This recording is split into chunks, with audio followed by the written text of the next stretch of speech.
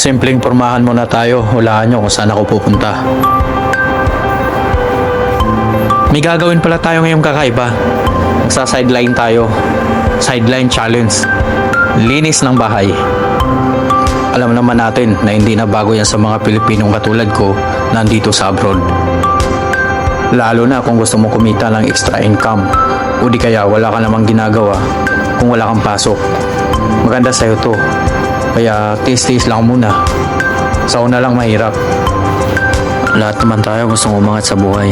Pero para sa akin, dapat di tayo makontento kung ano mang merong mga bagay na makatulong para umasenso.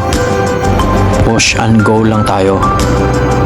Dito hindi uso ang papurmahan. Ang mahalaga may maibigay ka sa mga magulang mo.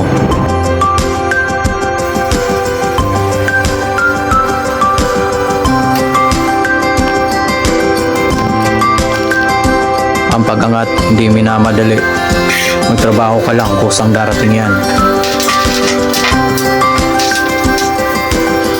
Hindi ko nakuha na ng video ang buong paglilinis ko sa bahay niya. Hindi kasi ako nakapagpaalam. Sa susunod na lang ulit. Ngayon sa toilet na muna tayo.